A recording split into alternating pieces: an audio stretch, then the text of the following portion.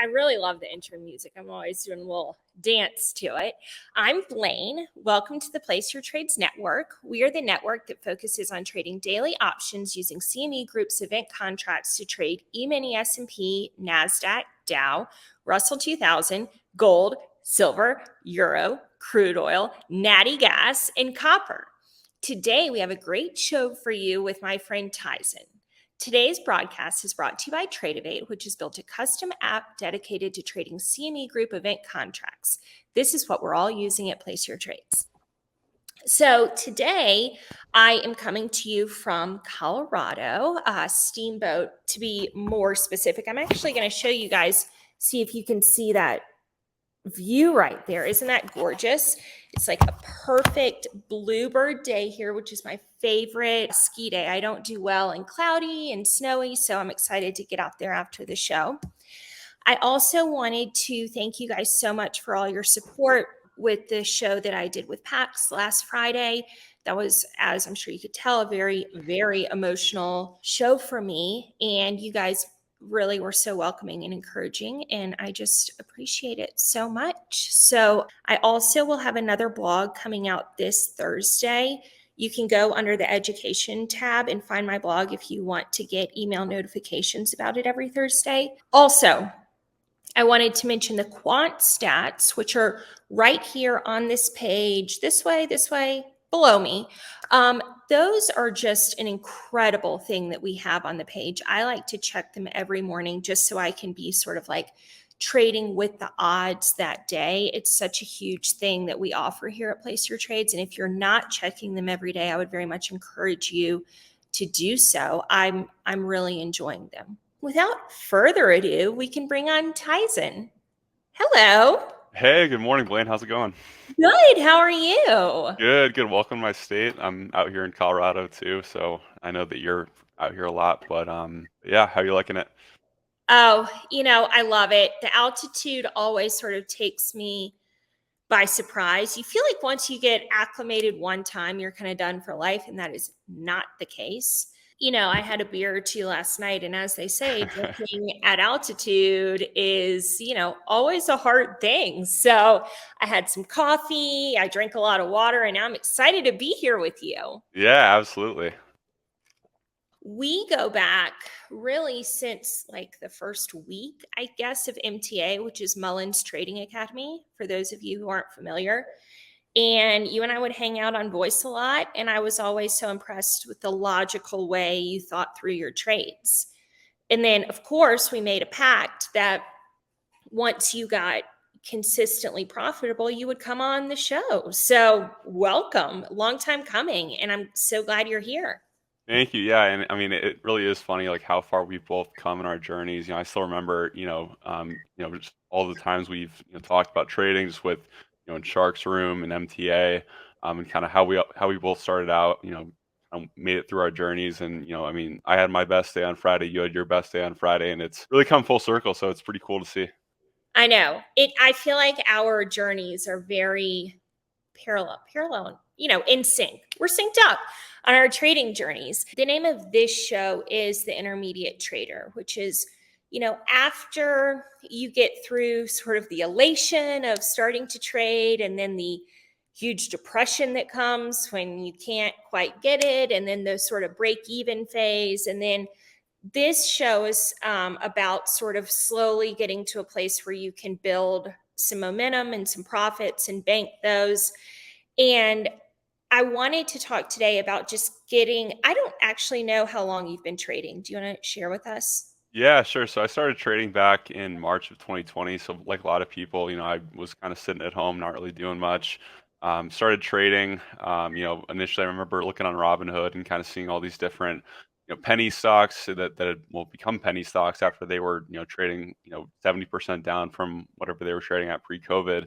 And I still remember I actually found Brad Mullins on StockTwits on one of these penny stocks. And one thing led to another.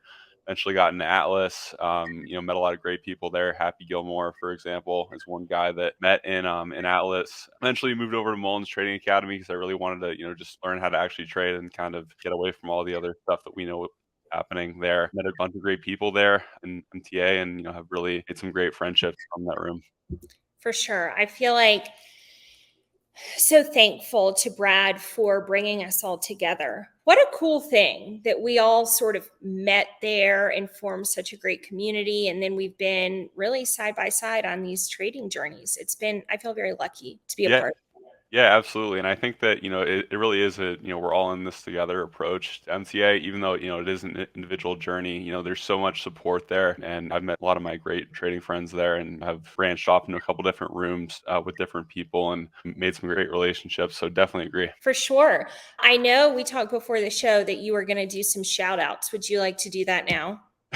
Yeah, sure. So first of all, the large caps room in MTA, everybody in there. It's a bunch of hooligans in there, but Mr. A, Furby, OG, all the guys in there, as well as the futures room too, Booch, Broda, the whole gang in there. Wouldn't be where I am today without any of those guys. Happy, Major Mosby, a lot of guys that I met in Atlas. So just really thankful just for my circle, and just wanted to shout out a few people. Love it. Broda just continually impresses me. Not that I'm not impressed by everybody on the Oh, list. me too. But the depth of his knowledge, like, are we ever going to find the bottom? Because it's incredible. And, they say that people don't really start trading and have really a natural ability for it. Like, you really have to learn all this stuff. But I feel like he might be a bit of an exception to that. He just gets it in a very cool way. Yeah, I mean, I'm still trying to figure out kind of how much he actually knows. I feel like I see him say some new alien speak every day, and it just works. So, I think Broda, on a serious note, is he's one of the most selfless people that I've seen on FinTwit. Always willing to answer a DM to help, always steering the room in the right direction, hopefully. But yeah, I mean, he's incredible. I really think he's one of the best traders on FinTwit, and he's relatively unknown too, which is, I guess, helps MTA, and that he can answer all these questions without much pressure, I guess. Yeah, he's like a little secret for us, which is so exciting. Just like our own little wizard. Yeah, he's incredible.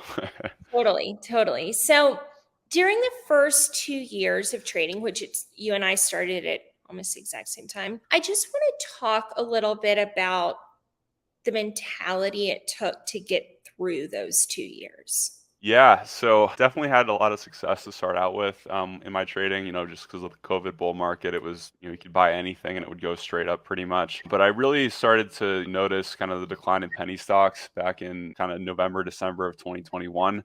A lot of people were moving over to options. So I took that time to try and shift my trading style, and really wasn't finding much success at all, honestly. I'm much more of a scalper, and it's very difficult sometimes to scalp on options with all the IV, theta, if you're holding a position looking for a certain move. It did take a lot of discipline to eventually see success doing what I'm doing now. But I had kind of gotten to the point where I'd blown up like a 12K account back in August. And I remember getting my refund from the student loan program. And I deposited a lot of trading profits, the previous year, and paying all those off. And I kind of realized, like, hey, let me see about scalping equity and see kind of what comes of that. Because I remember in small caps, I was always able to really pinpoint these short, quick moves and just bank on them over and over and over again. And so it definitely was very difficult, but I kind of found my niche and have just repeated it over and over and over again. And I found really great profitability from doing that. And so that's one thing I'd say too, is try a lot of different trading styles and, eventually find the one that you're most comfortable with, just because nobody trades the same. I've had a lot of people reach out with my recent success and say, hey, like, can I copy your strategy, man? Like, what are you doing? And I always reply with the same thing. You have to put in the screen time. If you're not willing to sit there and watch the market and understand how price moves on whatever you're trading, whether it be Tesla, ES, Apple, any of these tickers, they all have their own personality. They all move in a very specific way. And so given that I'm trading Tesla every day, I kind of want to understand how it moves, can exploit that consistently. And so you only learn that though by, putting in the work, putting in the screen time. And that's really just what it comes down to, is if you want to put in the grind every day. So true. And I've been thinking so much recently just about really, really honing in on your strengths and then like hitting it really hard when you're in the flow of the market or you're feeling good mentally. And if it's your type of trade, just how to like really be present enough and know yourself enough to know when to take that trade and when to not, if it's not set up for your success. And that really does feel like such a mark of being more in the intermediate stage, versus like I got to have something on all the time, or like I need to catch every single move. It's interesting to sort of evolve into having more patience, I think. Yeah, absolutely. And I mean, I think that a lot of new traders have the mentality of like, oh, I need to put my capital on the line at all times. All these other people are hitting 100% winners all the time, and we see the Weeble cards on Twitter all the time. And I think that's counterproductive to what you need to actually be doing. That's waiting for your setups in your system. Everybody has their own system that they trade. I know Broda has his own system. I have my own system. And every other profitable trader that I've seen has their own system that they can consistently fall back on. And if you're kind of taking trades out of your system and you're trying to force stuff, that's not profitable. Trading is all about eliminating the stupid trades, and really just putting everything in your favor. Just because with all the craziness with the news events now and random pieces of economic data that'll come out, you have to put everything in your favor. Just because you never know when something's gonna pop up in the markets, in Fed, and around the world, in Russia, Ukraine, what have you. And so it's super important just to stick to your system and make sure that you're maximizing potential in every single trade, especially in this market. Absolutely. Do you have your screen up in front of you, your trading screen? Yeah. Can you tell me where SPY is right now? Yeah. One sec. Is at 475 cents. There we go. My put's working, I think. Looks pretty good. Maybe we'll get back below 400. My little bear can really come back out. Hopefully. So I want to talk about taking Furu calls. Oh, man. I know. I've been burned and then burned again and then burned more badly. And then it was third degree burns. And it's so tempting. It's so tempting. And I just wanted to talk about if you have done that. I'm just assuming you have because I've done it. And if you have, what your experience has been.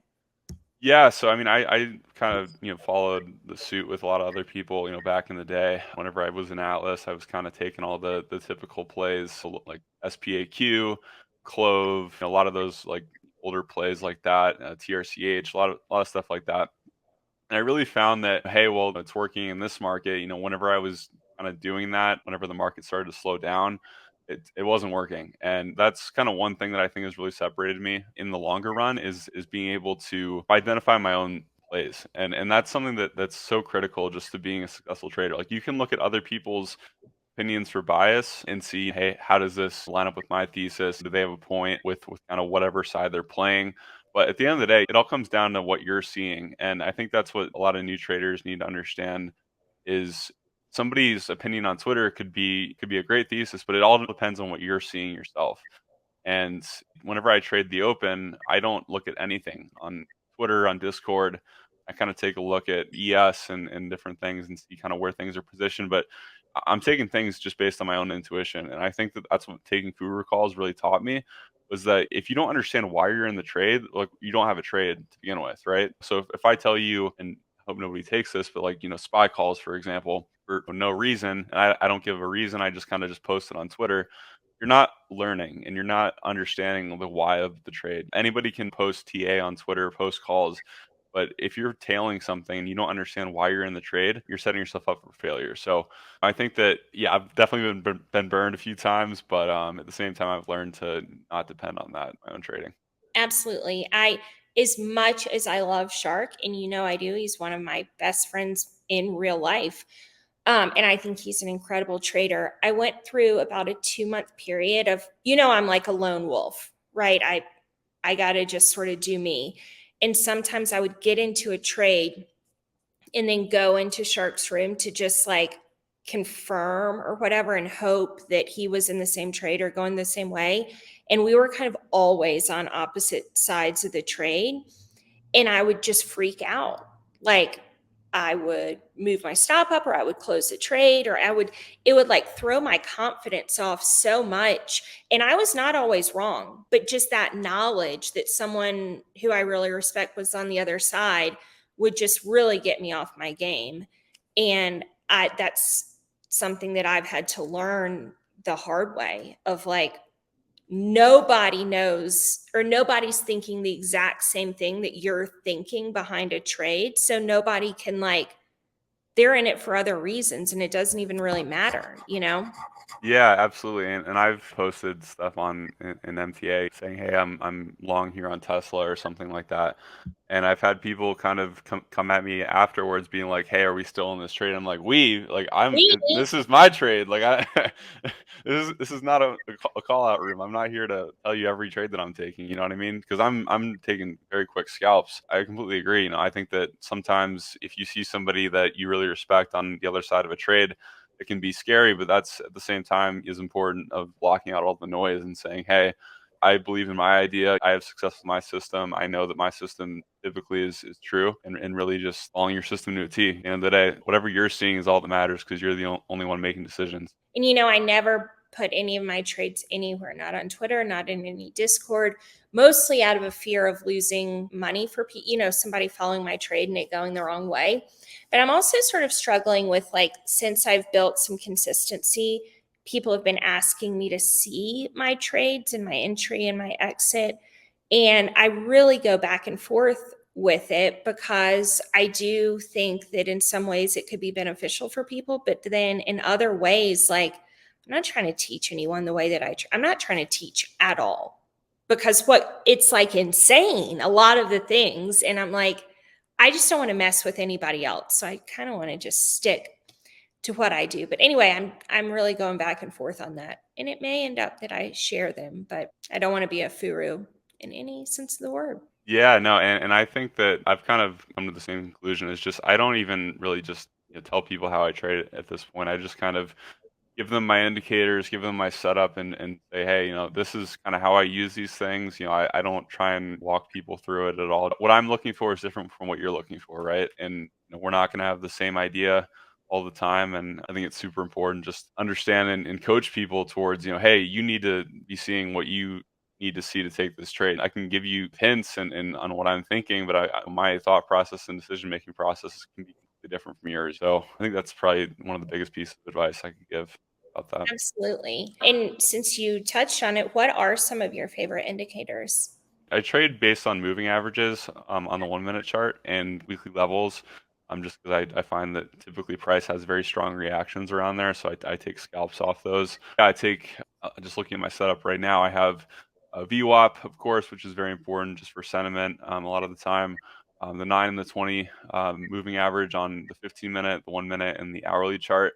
And I also have volume point of control, which is very important to kind of understanding where there's a lot of liquidity. Of course, the price is going to gravitate to that, and then I'll also have different reactions off of it. And so I kind of use all those things in turn. I also have a separate flex grid on my Thinkorswim where I have EXY, VIX, and then Apple, where I use this market internals just to guide some of the trades that I take. So big fan of market internals. If you're not using market internals, you should be, just because it can give you a lot of hints on where price is going to go, kind of what sentiment is. If Apple's holding up the market and everything else is tanking, it gives you a pretty good indication of what can happen if Apple falls. And I've seen that happen many times. So a lot of different things that I kind of use in Confluence, but it definitely depends day to day on what I put more weight into. Confluence is one of my favorite words. Yeah, it's great. Yeah. I actually saw a store in Boulder. I was in Boulder the other day called Confluence, and I was like, it's perfect. It's such a good word for Colorado and for trading, I feel. Yeah, Boulder's beautiful. Absolutely. So we have about 8 minutes left. If anybody in the chat wants to ask Tyzen a question, we'd certainly be happy to take some of those. And let's hear them. Oh, Tyzen, God. is there anything that you would like to say that I haven't asked you? Yeah, just quick shout out to Garth. I know Garth was wanting a shout out too. But Sure. but yeah, I mean, I just say for anybody that's struggling right now, just understand that this market is very, very difficult.